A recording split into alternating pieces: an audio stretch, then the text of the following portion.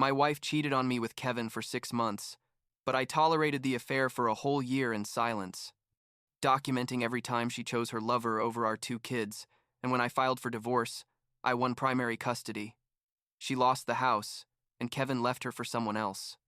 I'm 38 years old. I own a construction company in Denver, and I need to tell this story because what happened over the last 2 years basically changed my life completely. And although it sounds weird to say it, it was the best thing that could have happened to me, even though at the time I thought it was going to destroy me. I guess I should start at the beginning.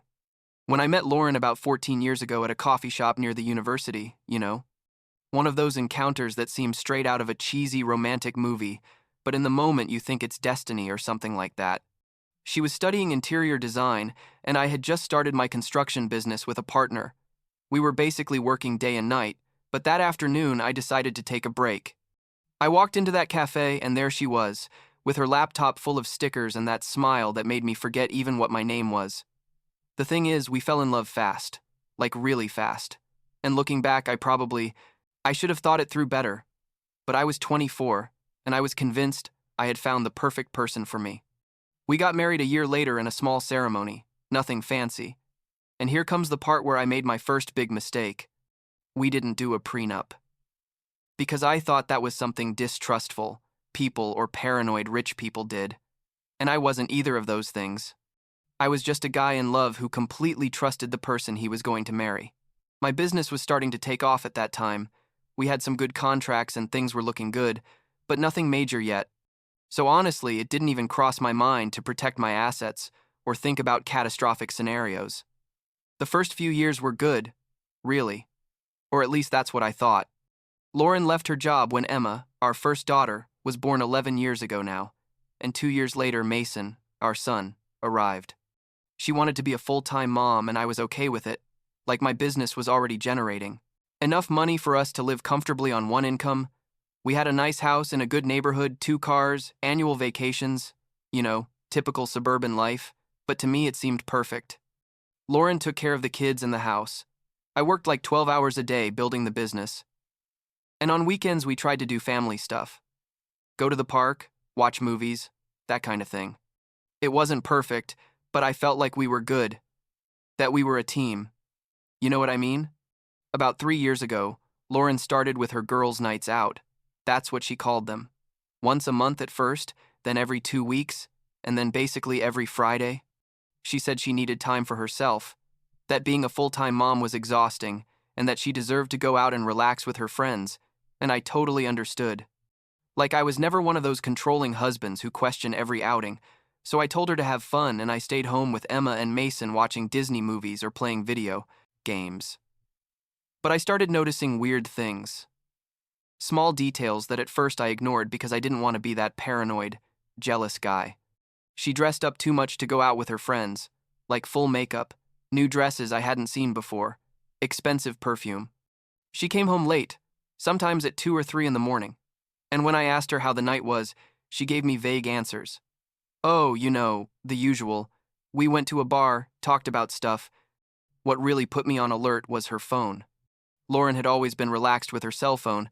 She left it around no problem, but suddenly she started taking it everywhere, even to the bathroom, and she would put its screen down when we were together. She would switch apps quickly if I got close, and once I saw her smile with that expression, I knew very well. The same one she had when we started dating and I would send her romantic messages.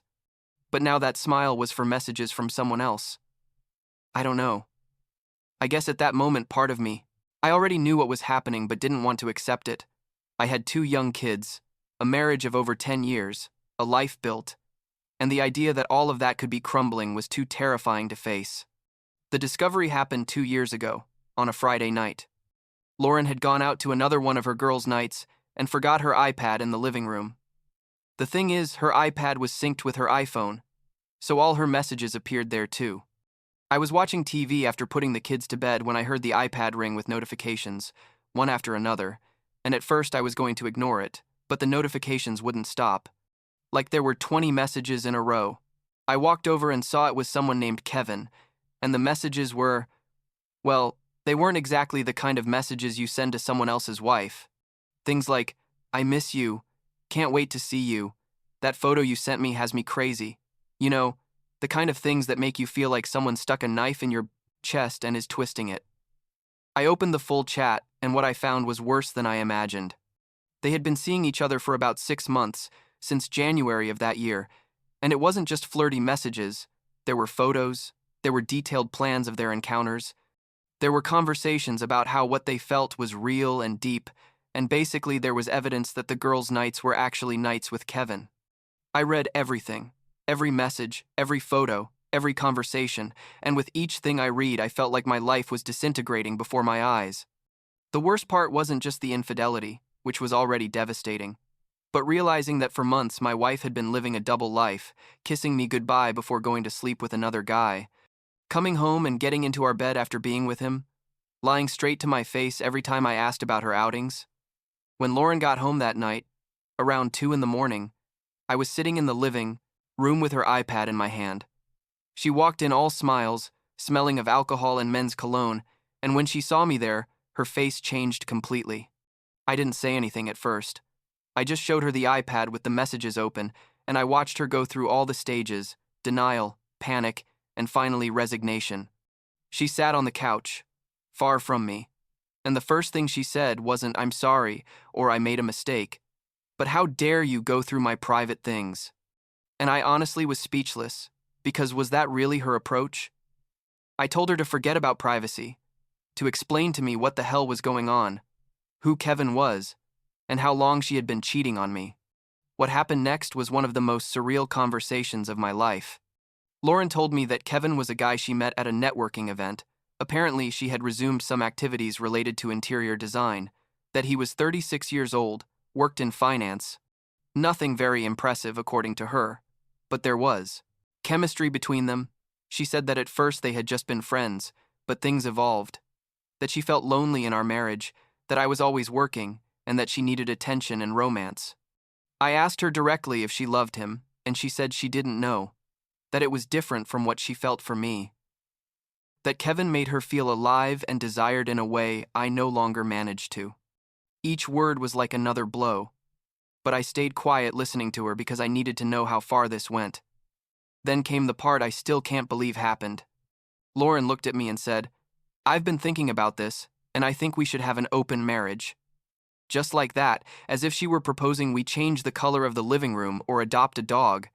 She explained that she still loved me, that she didn't want to destroy our family, that the kids needed their two parents under the same roof, but that she also needed to explore this connection with Kevin. She told me I could do the same, if I wanted, that we could have freedom to see other people while keeping our marriage and family intact, that many people did it and it worked perfectly.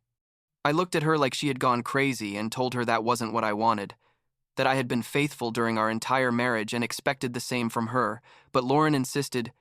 She told me to think about the kids, about everything we would lose if we got divorced, about how it would affect Emma and Mason to see their parents separated.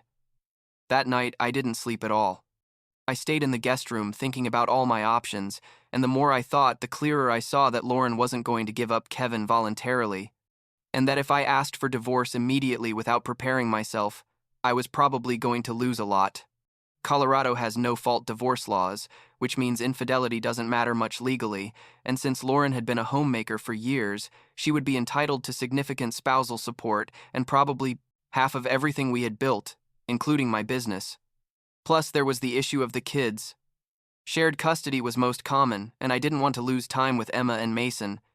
I didn't want them spending half their time with a mother who clearly was more interested in her lover than in them. So, that night, I made a decision that many might consider cold or calculating, but that I saw as the only way to protect my children and protect myself. I told Lauren I accepted her open marriage proposal. She was surprised, but also super happy. She hugged me and told me this was going to strengthen our marriage, that it was going to be good for both of us, and I just nodded. While inside, I was already planning my exit strategy. My plan was simple: maintain the facade of the open marriage while documenting all of Lauren's behavior, especially how her relationship with Kevin was turning her into an absent and negligent mother, and use that evidence to get primary custody of the kids when I finally filed for divorce. The first thing I did was hire a private investigator, a guy who had worked with one of my clients before and had a good reputation. I paid him to follow Lauren and document her encounters with Kevin, the places where they met, how much time she spent with him versus how much time she spent with our kids, everything. I also started keeping a detailed record of family life. When Lauren went out, when she came home, if she was present for the kids' meals, to help them with homework, to take them to their activities. I installed security cameras in the house under the pretext of protection against burglaries, but really it was to have visual evidence of her absence. And while I did all this, I became the most present father I could be. I started leaving the office earlier to be home when the kids got back from school. I helped them with homework, cooked dinner, took them to their soccer and dance classes, went to all the parent meetings at school. Lauren was so absorbed in her relationship with Kevin that she barely noticed how much my participation had increased. Or if she noticed, she didn't care because it gave her more freedom to see him. On weekends, she would leave early and come back late. Sometimes she wouldn't even come back until Sunday afternoon. And meanwhile, I made pancakes with Emma and Mason, took them to the park. We watched movies together. We did everything a family should do. During this time, I also started putting my finances and business in order. I talked to my lawyer and my accountant about how to protect as much as possible my assets in case of divorce. I restructured some things in the company. I made sure I had all the documentation clear of how much the business had grown during our marriage versus how much it was worth when we got married. It wasn't perfect because we didn't have a prenup, but at least I was preparing myself to minimize the damage. I also started saving money separately, nothing illegal, just being more careful with expenses and putting more in accounts in my name because I knew I was eventually going to need resources for the divorce and to support the kids. About 4 months into this open marriage arrangement, Nicole, Lauren's best friend, contacted me. Turns out Nicole had known about Kevin from the beginning and never told me anything because, according to her, she was loyal to her friend, but she was starting to see how Lauren was neglecting her children and basically destroying her family for a guy Nicole considered mediocre and unimpressive. She sent me a message saying we needed to talk. We met at a cafe, ironically the same one where I met Lauren years ago, and Nicole told me everything she knew. She said Lauren talked about Kevin like he was the love of her life, that she was obsessed with him, and that she had mentioned maybe eventually she would divorce me to be with Kevin officially. She also told me she was very sorry, that she should have told me something earlier, and that if I needed someone to talk to or vent with, she was there. Nicole and I started seeing each other more often. At first, just as friends, she listened to me while I processed this whole mess, and honestly, she was the first person besides my lawyer who knew about everything I was going through. My parents lived in another state, and I didn't want to worry them until I had everything resolved. My friends didn't know anything because I had kept all this secret, so Nicole became my confidant. Over time, about 6 or 7 months into this fake open marriage, Nicole and I started developing something more than friendship. She had gotten divorced 2 years earlier and was in a similar situation, had gone through a difficult separation and understood the pain and betrayal I was feeling. One night, after having a few drinks and talking for hours about our lives and our failed marriages, we kissed.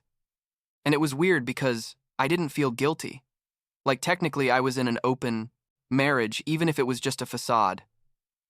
And besides, after everything Lauren had done, part of me felt I deserved some happiness too. Nicole and I started seeing each other regularly, but we were discreet. We didn't want Lauren to find out yet because that could ruin my plan. Nicole understood the situation and agreed to keep it quiet until I was ready to make my move with the divorce. But about 9 months in, Lauren found out. I don't know how. Maybe she saw a message on my phone or someone saw us together and told her, but one day she came home furious, yelling about how I had betrayed her with her best friend. And the irony was so absurd, I almost laughed. I reminded her that she was the one who proposed the open marriage, that she had been sleeping with Kevin for almost a year, and that I had only done exactly what she said we could do. But Lauren didn't see it that way. According to her, there was a difference between seeing some random person and seeing her best friend, that I had crossed a line I shouldn't have crossed, and that this was unforgivable. The confrontation was intense. Lauren yelled at me that Nicole had always been an envious bitch, that she had probably planned this from the beginning to steal her husband, and how could I be so low and treacherous? I told her she had absolutely no moral right to complain to me about anything after what she had done, and that if anyone had destroyed this marriage, it had been her, not me. I asked her what she expected, for me to stay home like an idiot waiting while she lived her romantic fantasy with Kevin? But Lauren couldn't or wouldn't see the hypocrisy of her position. She was too focused on feeling like a victim and betrayed. The interesting thing was that after Lauren discovered the thing with Nicole, her relationship with Kevin started to deteriorate. Turns out, Kevin liked the excitement of the secret affair, the forbidden romance, but now that everything was out in the open and Lauren was more available and needy, he started losing interest. The private investigator reported that their encounters became less frequent, and Nicole, who still had contact with some mutual friends, told me that Kevin had started making excuses not to see Lauren, that he was busy with work, that he needed space, basically the classic signs that he was pulling back. Lauren was devastated. She went from having two men supposedly in love with her to feeling like she was losing both, and she started getting more desperate and erratic. That was the perfect moment for me. After almost a year of documenting everything, of being the model father, of having clear evidence of Lauren's negligent behavior and her prioritization of her lover over our children, I hired one of the best divorce lawyers in Denver and filed the papers. Lauren was surprised. I think she really thought this arrangement was going to last forever, or that eventually I would get used to it and everything would return to some kind of weird normalcy. I served her the papers on a Tuesday morning, right after Emma and Mason left for school, and I told her I wanted a divorce, that I wanted primary custody of the kids, and that I had enough evidence of her behavior to justify my petition. Lauren tried to negotiate. She told me we could go to couples therapy, that she would end things with Kevin definitively, that we would be a normal family again. But it was too late. I showed her part of the evidence I had collected, the photos from the private investigator, the records of her absences, the videos from the security cameras showing how the kids would come home to an empty house, or how I was always the one present while she went out. I explained to her that I wasn't doing this for revenge but for our children, that Emma and Mason needed stability and a parent who was present, and that she had demonstrated during the last year that her priorities were elsewhere. The divorce process took about 8 months, and it wasn't easy or clean. Lauren hired her own lawyer and fought for shared custody and for a large portion of spousal support, arguing that she had sacrificed her career to be a homemaker and mother. But my lawyer presented all the evidence from the last year, showing how Lauren had been more focused on her extramarital relationship than on her responsibilities as a mother, how she had been frequently absent, and how I had assumed the primary caregiver role during that time. We also presented testimonies from Emma and Mason's teachers, who confirmed that I was the one who attended school meetings, the one who knew their friends, the one who was involved in their education. The judge reviewed everything and ruled mostly in my favor. I was granted primary custody with Lauren having visits every other weekend, and some weeks during the summer, basically the inverse situation of what normally happens where the mother keeps the kids. As for finances, I had to give her a portion of the house's value and a settlement agreement, but much less than it would have been if I hadn't prepared everything in advance, and the spousal support was limited to only 3 years, with a relatively modest amount considering my income. The judge basically said that Lauren was young and capable enough to reintegrate into the workforce, and that her behavior during the last year of the marriage justified a less generous agreement than normal. Lauren had to move to a small apartment in a not-so-nice area of Denver. She got a part-time job at a furniture store, because it turns out that after 11 years out of the job market and with no recent experience, it wasn't easy to get something better. I found out through Nicole that Lauren was struggling financially, that her social life had collapsed because many of her friends took my side after finding out about the whole situation, and that Kevin had completely disappeared from her life shortly after we separated.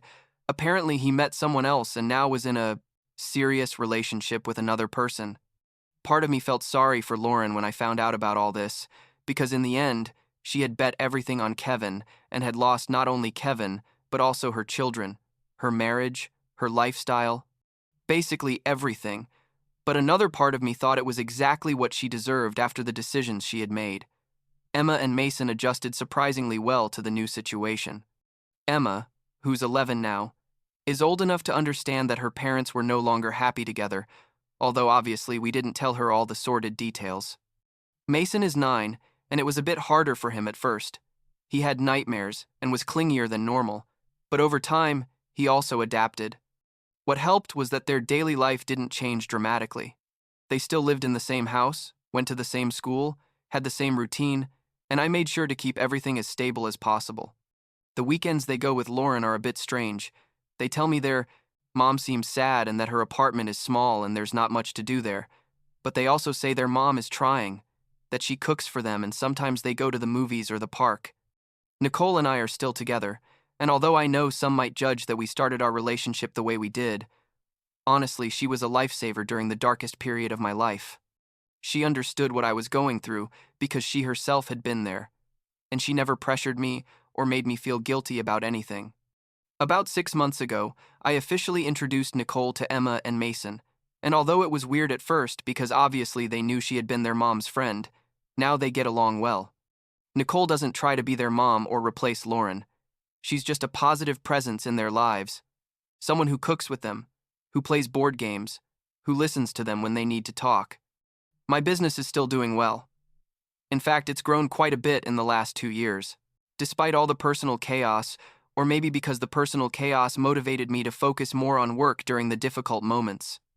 I have good employees, constant projects, and enough financial stability to keep my kids comfortable and still have something to save. The house feels quieter now, without the constant tension of a failing marriage, without the lies and deception, just me, the kids, and occasionally Nicole on weekends. Last week, Emma asked me if Mom and I would get back together someday, and I told her the truth in the gentlest way possible. I explained to her that sometimes people who love each other can stop being compatible, that her mom and I wanted different things from life, and that although we weren't together as a couple, we would always be her parents and we would always love her and Mason. She thought about it for a moment and then asked me if I was happy now, and honestly I could tell her yes, that I was happier than I had been in a long time. And that's the truth, after all the pain, the betrayal, the strategic planning, and the exhausting divorce process. I came out the other side with my kids, with my sanity, with my business intact, and with a sense of peace I hadn't felt in years. Lauren destroyed our marriage for an affair that turned out to be as empty and temporary as I suspected it would be, and while she struggles in her small apartment, working part-time and seeing her kids only every 2 weeks, I'm building a new life that feels authentic and stable. I don't know if that makes me vindictive or just smart. But at the end of the day, the only thing that matters to me is that Emma and Mason are okay. And for now, they are.